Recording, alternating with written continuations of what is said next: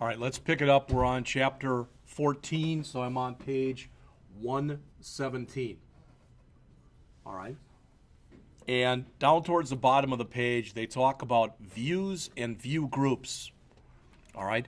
Notice every item in a user interface is a subclass of Android or Android view class. So in other words, Android.view.view. Okay. It's funny, you were mentioning, Zane, you were talking about that class, and I'm actually doing that class with Rob Percival. You build, I don't know how many apps, but a bunch of them. And I think it's 14 or something like that. And I've gone through about a third of it. All right. But I like the way that he does this, and I'm going to incorporate some of his ideas. But the point is, what you'll find is you start to import Android.view.something as you put in these different kind of widgets. So Android.view.button, etc., all the other ones as you go through here. All right. Let's talk a little bit about this. Here's the layout managers. All right, on pages 118 and 119. So they talk about layout managers here, and when we get up to chapter 18,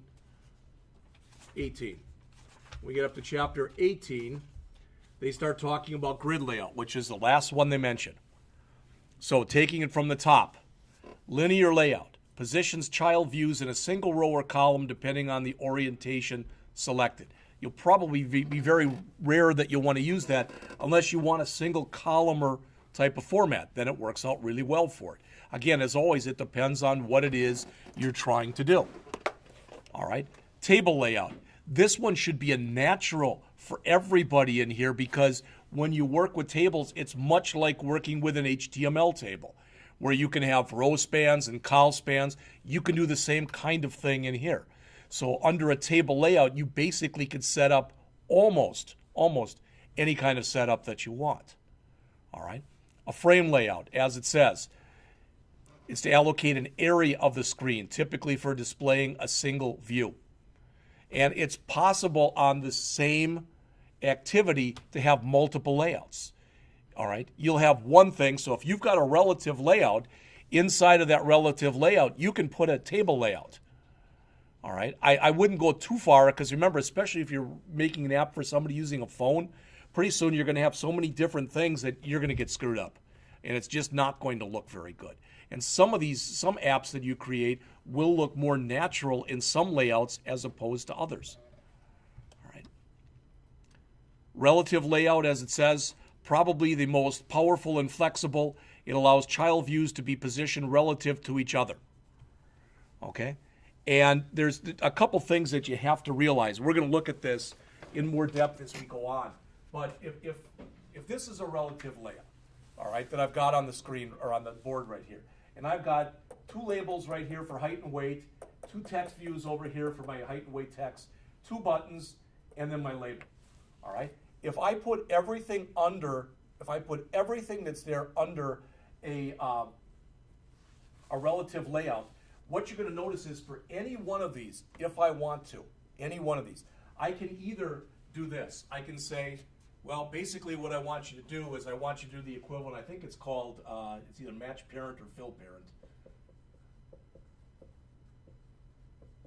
All right, and what that says is if I set up the height or if I set up the weight on something, then it's going to be match parent or fill parent. Imagine that all I had in here was a button, all right? And I did match parent. How big do you think that button's going to be? It's going to take up the whole screen, right, basically? All right? You can do that, or you can have it so that it's set up to, that all the size of it will be predicated based on what you have in there. See what I'm saying? And when you do that, for example, on here, you know how big this is going to be? It's going to look like this. About like that. Until I put something in it, and it'll expand as it needs to expand. All right. You can have an absolute layout. Be real leery of using an absolute layout. All right, because again, you never know exactly what kind of media it's going to be used on. All right. Grid layout, as it says, it's a relatively new layout manager. It's the one that's going to be discussed in here on 18 and 19, so we'll look at it in a minute. All right. It says it's divided by invisible lines to form a grid containing rows and columns. Child views are then placed in the cells and configured to cover multiple cells both horizontally and vertically. All right. Does that sound familiar? We looked at Grid Layout Manager in Java last semester. In many ways, it's kind of like a spreadsheet. That's kind of what you're doing. But you know as well as I do that when you create a spreadsheet, you typically will have the grid marks in there on your screen, but usually when you print out a spreadsheet, you'll turn the grid marks off. Well, here what they're saying is those grid lines, they're invisible from the get-go. And they show an example here. And it says, so they show an example right here. And I believe in this particular example that they're showing, what they're saying is, okay, we're going to take this stuff here and we're going to put it in a linear layout. All right? Then underneath that, we're going to have a table layout right there.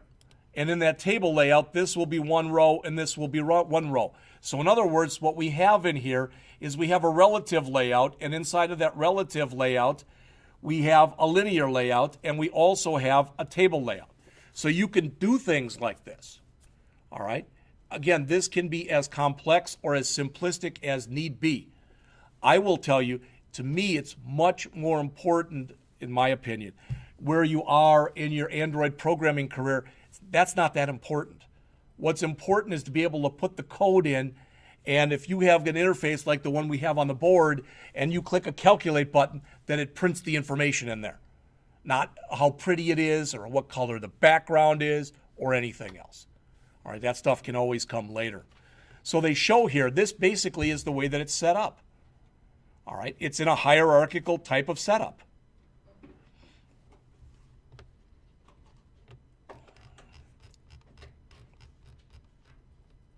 All right. Next, they come in and they talk about the Android Designer tool starting on page 123. All right. When you're in design mode, this stuff should now be second nature to you. Okay? This is basically, I don't know exactly what they call it. They said it's the palette, but for lack of better words, it's your navigator area, right? It's got all the different tools. You call it your toolbox, whatever you want, but it's got all the different tools on it. All right? Oops, didn't want to click that. All right. B, down, or over here. That's your work area. And you know as well as I do that there's a bunch of buttons and a bunch of stuff up here. So you can zoom in, you can zoom out. There's other things depending on where you are in here where you can go in and you can change it. You can change orientation. You can change whatever kind of emulator basically you're trying to show on there. So there's a lot of different buttons and a little other things that you can do. This area that's in here, that's your component tree. Remember, if I want to add a text view, I can either click here, drag it out, or I can just click over here and drag it out over here. Either way will work just fine. There really and truly is no difference between the two except for the fact that if whatever I choose from here, let's say it's a button. So let's just suppose I find a button here and I grab it and I drag it over to here. All right, so I drag it over here to my component tree. Then what happens is it's going to put that button in basically a default location. Whereas if I click on that button and I drag it out over here, now I have control over where it goes. Okay? And I watch some of you, and you're getting way too hung up on, it's got to be moved over a little bit. Oh, this isn't good. Because remember that once you start doing that, you can come into here, which is your properties area, for lack of better words. And it's the equivalent of a properties window or property box. And you can set margin, you can set padding, you can set just about anything you need to set. All right. Part E is your toolbar. That's pretty self-explanatory. And part F down here, it's your mode switching tabs. You know those already. That stuff isn't new. When you're in text mode, if you take a look at the picture here, this is the one that's on the bottom of page 125. What they're saying is right here, that's going to be the area in which your text shows. All right, your editor area, whatever you want to call it. This right here, part B, That's your preview area. That's right there. We've looked at that before. Part C, again, this is your toolbar, and Part D, again, is where you can switch back and forth. There's nothing new in there. All right? By now, hopefully, this is second nature. All right? And you should know this, but in case you don't. So I come in here, and I put in some kind of a text view, okay? And it comes up and it looks, don't worry about what it says in here. Let's suppose it has nothing in here whatsoever. All right? And so what I do is I type in there height. And then over here, I change the name of this to height text view, okay? And then I go in and hit enter. Typically, at least, that little light bulb's going to come up because, remember, it doesn't want me to put the text in there. It wants me to put it in my strings.xml file. We went over that already, all right? But if I decide later I don't like the name of the ID that I gave it, or I misspelled it or something like that, all right? I just put the stuff from the first lecture, I put all that stuff out on YouTube, and I realized I wrote chapters, and I left the R off of chapters. So it said chapties. So what did I do? I brought it back up, and I made the change. Well, in the same way, I can always go back to my component, double-click on it, and it'll bring this up again. And if I want to rename it, all right, I can rename it if I misspelled it or didn't like the naming construct I used. Be consistent, please, with your naming constructs, all right?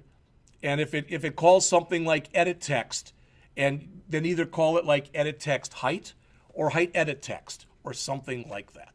But be consistent in whatever you use, all right? So we've talked about this stuff already, and you'll notice that what this means right here, what they're showing you with the layout is if you got layout up here and it's got an ellipsis, that means there'll be stuff underneath it. This is what I was looking for before. The fill parent and the match parent, that's the stuff that we talked about here. And the wrap content means just basically just as much room as it needs to have. All right. But you can set multiple things. You know, like when you're working with margin, notice you get the arrow here. And if you bring it down, it's going to say top, bottom, left, and right. All right? So if you want to set everything to 5 dp, then I would just leave it up there in margin and put 5 dp because that'll do everything. It's only when you want to sit there and be a little bit more specific and maybe change one or two that you have to do all of them. There's also, and I wasn't aware this was in here, I don't think that this exists in Eclipse, but it does in Android Studio. There's a morphing option. So if you put in a control and you don't like the kind of control you used, you can right mouse click on the control and it should bring this up, and it's got a morph box. So if you want to change it from one control to another one, you're able to do that. Now, is that a good idea? I don't know. To me, it's just as easy to get rid of it and recreate the one I wanted. You may or may not agree with that.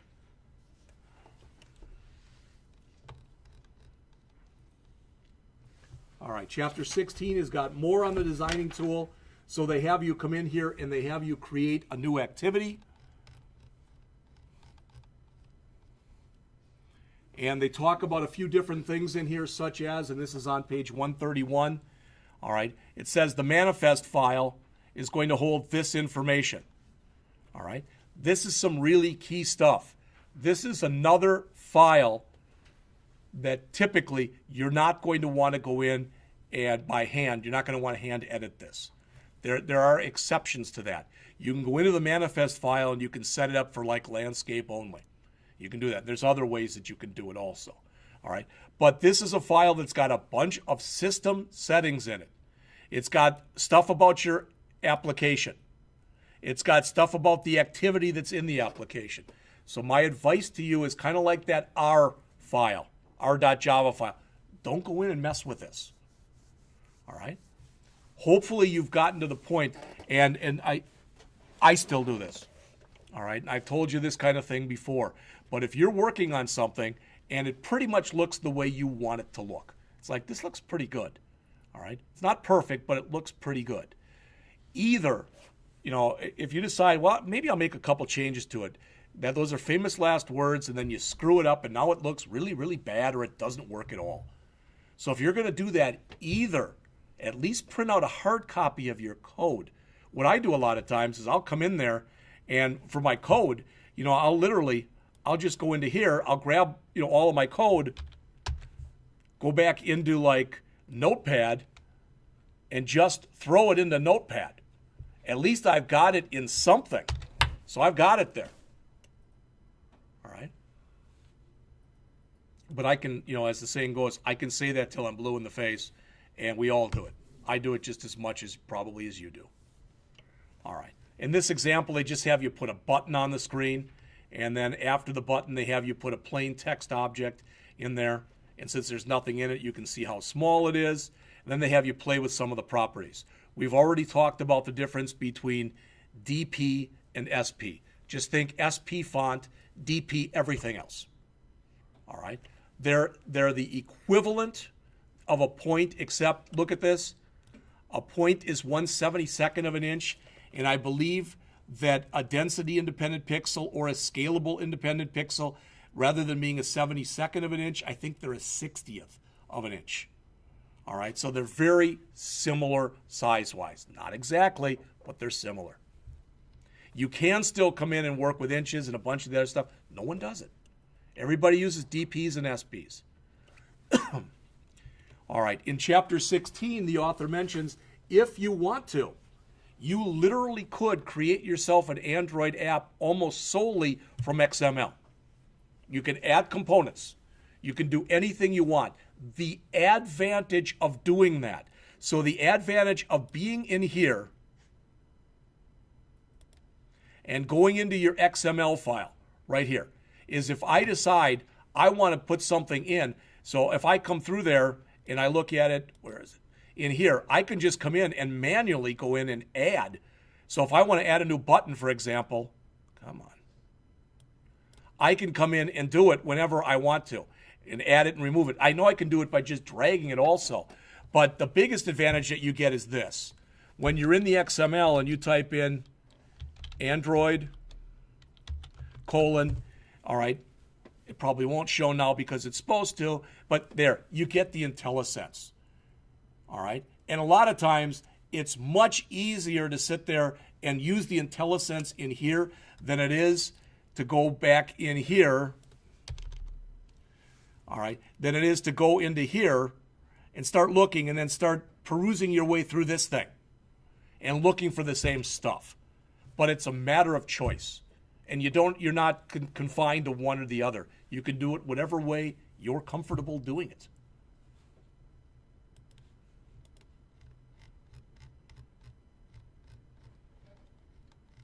There is something in here. I have not used this.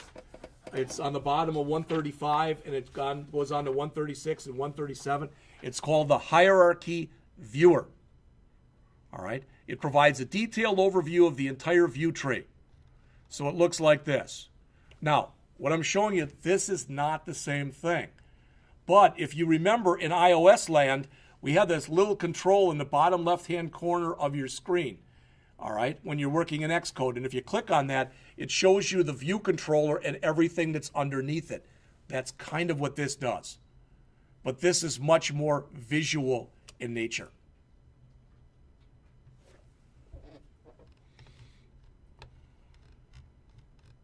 Like I said, I won't say any more about it because I've never used it.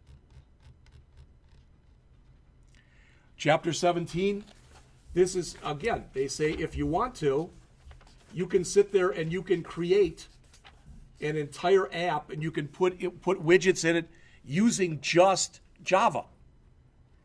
All right, so they kind of compare and contrast them. Well, what's an advantage of doing it in Java? Most people who are using Android are already Java programmers. So they understand Java. They may or may not understand XML. All right? So some people, writing code, it's just so second nature that it's much easier for them to do it that way. But again, as I already said, it's a matter of choice as far as which one you do, which one you use. All right? Or if you use a combination of them.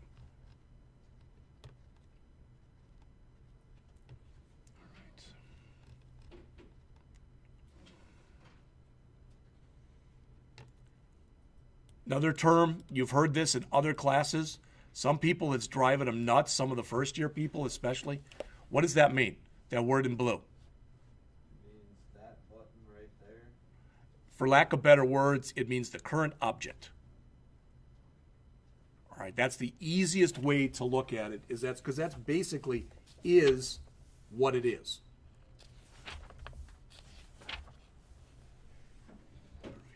They do mention in here, I wanted to say this because I'm trying to be as complete as I can as we're running through this, and we're running through it quickly, I realize. But they do mention on the bottom of page 150 in the book, the author talks about converting density independent pixels, DPs, to PX. And you can do that. One other thing, I just want to mention this to you, just so you know. What did we say before when you use DP and SP? What did we say? DP is for what? Everything's besides font. SP is for font. You can use DP for font. You can. The reason that you typically don't want to is as you sit there and you make stuff bigger and smaller, all right, the SP stuff will line up better. It will form. There's a word and I can't think of it right now. What, you know what the word is? Scale, that's it. It will scale. All right, thank you. Whereas the other won't. Yeah, the density one will not. All right. Last two chapters, 18 and 19. Then I'm going to give you your next assignment. All right. Chapter 18, using the Android Grid Layout Manager in the Studio Designer. So they talk about what this is. You saw this already in the previous chapter. All right. It's invisible horizontal and vertical grid lines into a series of rows and columns. Again, I equated it to using like a spreadsheet. I would strongly suggest that if you have any problems as you're starting to do the next program, that you go through this example because they have you do a grid layout example in here. It's very small. There's not much stuff that they put in it. All right? Don't worry about how you set this stuff. Just set it to what we've been doing. All right.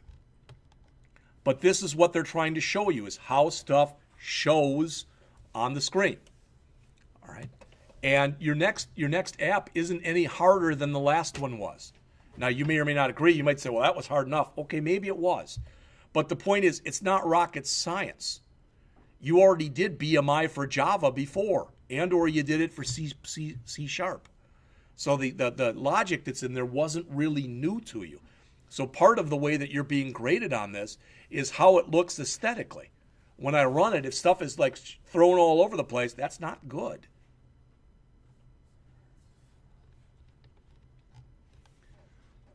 So they have you build this in here, and they have you put in a button, then they have you put in another button, then they have you put in another button, and then they have you put in another button. All right? So how many buttons can you put in there? Well, it'll depend on how you scale this, what the text of the button is, etc. All right?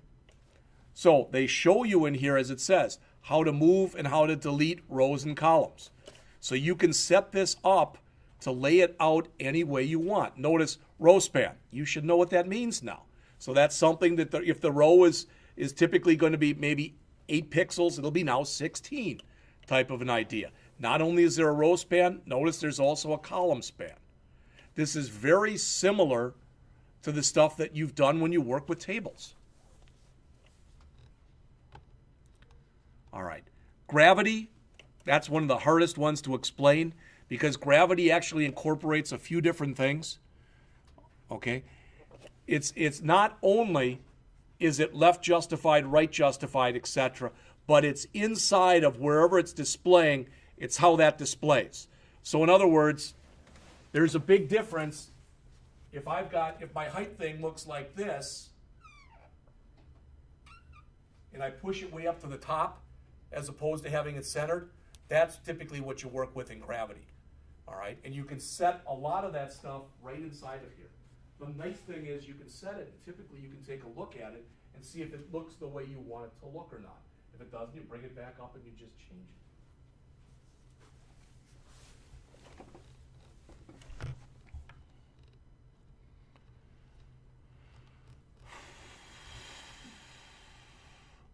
So if you want to know how to make a button even bigger, all right, The cheesiest way to do it, and I've seen people do this, is hit the space bar like 10 times, type in new button, and then hit the space bar 10 more times.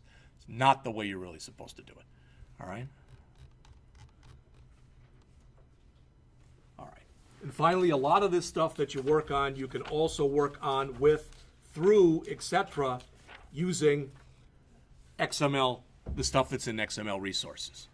So it's important when you go in there to take a look at the stuff that's in here. All right?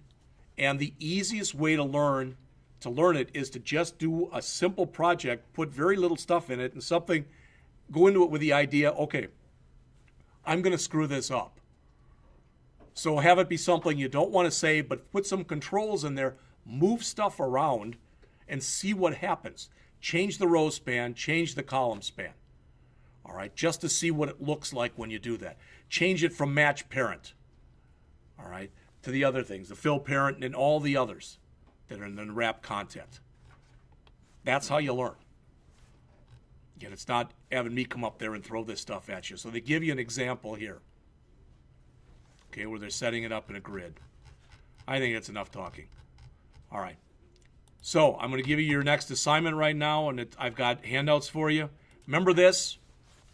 Remember that back in the days of C#, you did a distance converter? Yes? No? Okay, you're going to do something like that, but I don't like distance converter. And actually, I'm ripping it off from Rob Percival. It's a currency converter. Okay? So what I did was I went out and found the 10 top currencies, but that's too many for you to work with. I mean, that's a little ridiculous. So you all get a copy. I know it's kind of hard sometimes to read it from up there. So, and on the front, you're going to do it in Android, and on the back, you're going to do it in Swing. All right? Mike, I'm sorry. Don't turn yours over because I know you're not in that class. So I don't want to confuse you. Tell you what, I'll give you the instructor copy. There you go. Instructor copy here. It doesn't have a back to it.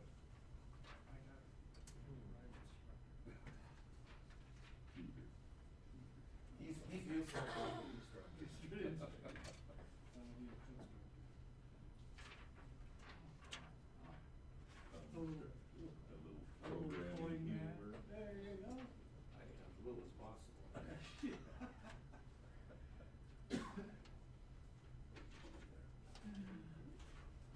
So let's take a look at this.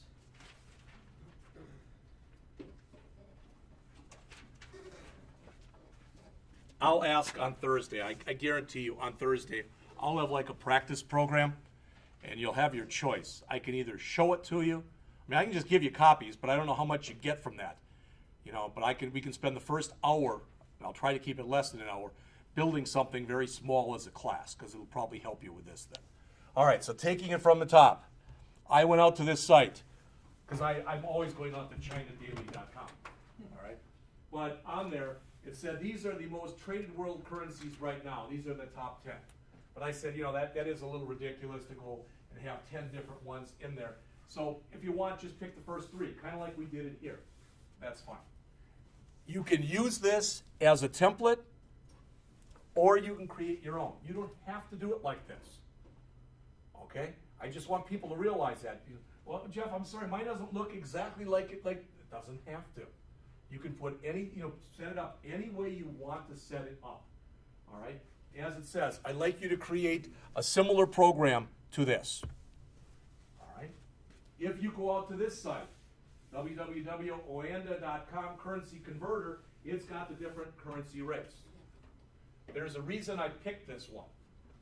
All right? Because what you're going to learn later on in the semester is that, that's kind of tough because then you're always having to go out there and look. We're going to learn how to go on the internet and have the internet fill those in for us. So it'll always be up to date, and it'll have the most, if for some reason the US dollar goes way up, that'll change. All right? And you won't have to worry about going back and looking at it. So use a minimum of the top 3 currencies that are up there. Use a grid layout. And that's what we just kind of went over there for chapter 18 and 19. Put in at least one image view. If you want to put in multiple image views, you can. I don't care how you do this. It's going to be very hard if you decide, well, I'm going to show the US dollar. Most people know that. But if, you know, the other ones that are in there, you probably wouldn't be able to look at that and know what kind of currency that was. So if you're going to use those, if you're gonna use image views, you might wanna put a little label or something with it so people know that, all right? So make sure the app has a professional look, as it says, that'll be part of your grade. As I mentioned, you can use what's shown above as a starting template, or you can create your own. Set it up to only allow positive numeric input. And this is a key thing here in those parens, it's up to you. You can have it set up that either it will accept decimal places or it will not. All right, and I don't care if you wanna do it, you know, even on the answers, if you wanna round or do whatever, just work with whole numbers, if that's easier for you, that's fine. That would be less work. All right, you can use minimums and maximums if you want to, and you can add anything else that you think is relevant to it.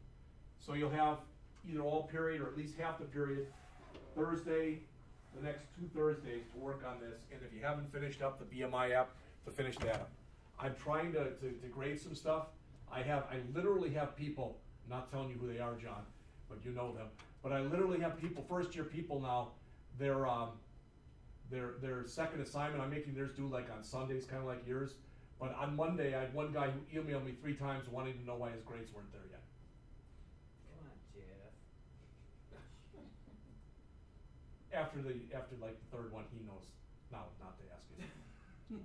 Okay? You just said, No. I have to eat and sleep too. No, I told them that basically they'll be out there when they're done.